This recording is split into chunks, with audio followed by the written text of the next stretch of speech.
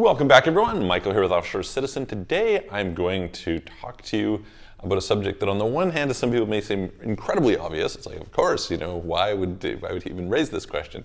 And the other comes in response to the video I did yesterday, which was about the subject of what makes America great.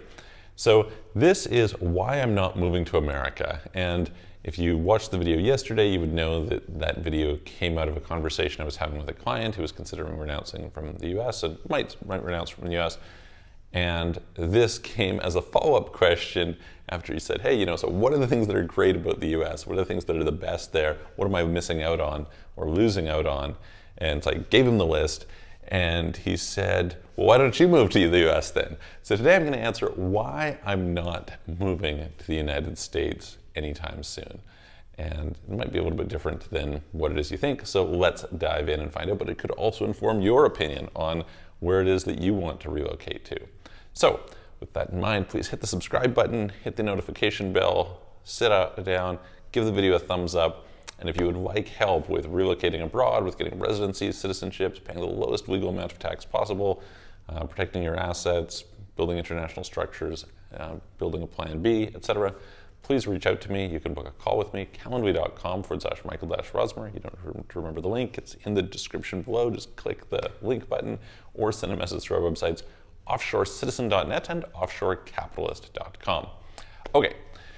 So why am I not moving to the US? Clearly the US has a bunch of great things, okay? So, there's some very naysayers who are gonna bash the US and say all sorts of negative things, etc. Obviously, every decision is personal. Some people love Paraguay, some people like Portugal. I was talking to somebody the other day who thought they were gonna go to Portugal, went there and said, can't do it, it doesn't work for us. Some other people, I've moved to Panama. Some other people are leaving Panama. Some people are, different people have different tastes, clearly, right? This being said, beyond taste, there are clearly some things that certain places offer and some things that other places don't offer. I come from Canada. In Canada, one of the things they don't offer is warm weather. It's just the way that it goes, right? You go someplace else, it's always warm weather. Some places are humid, some places are whatever. But in this particular case, I think the question, because of the context of kind of growing success and the video from yesterday, is what about the business advantages? And yeah, you can say, okay, taxes, etc.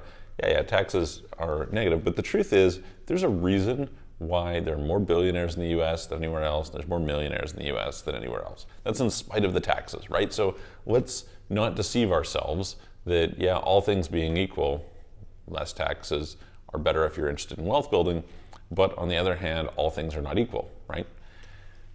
So then, if that's the case, why wouldn't I move? The reason is, I think that a lot of the data you have and a lot of what you might pay attention to is very backwards looking. And so the general thought experiment that I do with myself is I think to myself, what's the trajectory of a place? And where is that place likely to be in the next 10 years? That's what I'm more interested in. And to me, I think that a lot of the traditional advantages of the US are going to be available to other parts of the world over the next 10 years. Already we're seeing this. For example, in China, there were, I think it was 2019, something like that, more VC deals closed there so in like the Shenzhen area, than Silicon Valley, okay? The amount of capital deployed was not as high, but there was more deals done. And so this is the rate of acceleration was really high. If we look at the crypto ecosphere, what you see is that you can get investors from the US and they don't care where you're located. It used to be 5-10 years ago, they wouldn't invest in you if you didn't have boots on the ground living in the US, principally because they wanted to be able to enforce against the owners or managers via courts. Nowadays, with crypto, doesn't seem to matter so much, right? So that has made a big difference. That's a factor, and I expect that to accelerate, especially as this creates an environment of global entrepreneurs making more money, those entrepreneurs then being willing to reinvest where they are, or at least outside of the US, and so you kick off this cycle, all right? Then you can see kind of other areas of growth, such as the fact that you used to have to access the talent, you used to have to be there. Well, the truth today is you have a lot more remote working just in the last 2 years. You've got a lot more Zoom, a lot more all these types of things. So the need to be in person there is not the same. Similarly, it's really a lot easier to connect with people now. True, you can't go to a bar and happen to be talking to someone next to you and they can take your company public or something like that. But just in general, I think that the types of advantages that used to be disproportionate in the US, and there are still advantages there relative to other places, the trade-offs are not worth it. So I don't believe that it's likely that it will give me a sufficient advantage, at least towards the things that are important to me in terms of my goals, to justify kind of all the trade-offs. I think all the trade-offs are worse, and so hence, clearly I've chosen to be in Dubai for most of the time because I think that it's a great place to build right now, and that's specific to my situation. We have lots of clients moving here, but it doesn't mean that it's best for you. It's different for everyone.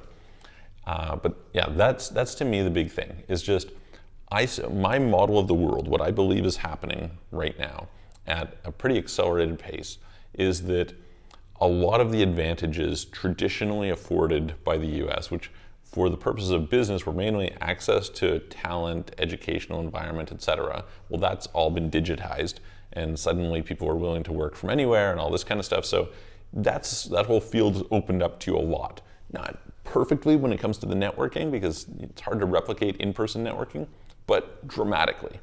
And the second one being access to capital, again, massively exposed and put into a position where increasingly you're seeing sort of new concentrations of talent in different parts of the world, and you're seeing new concentrations of investors, etc.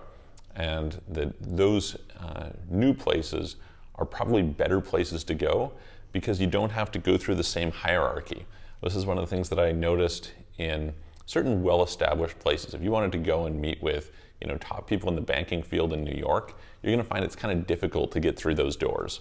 Whereas when you're in a sort of new emerging ecosystem, it tends to have much higher accessibility, and this has a certain business payoff that I at least appreciate. So that would be the reason for me. I would love to hear the reason for you. Why, if you're living in the US, why are you living in the US? If you are not going to the US, aside from maybe visa reasons, which might be their own challenge, what are the things that, for you personally, make another place much more valuable and interesting to you, or at least eliminate some of the advantages? Would love to hear from it.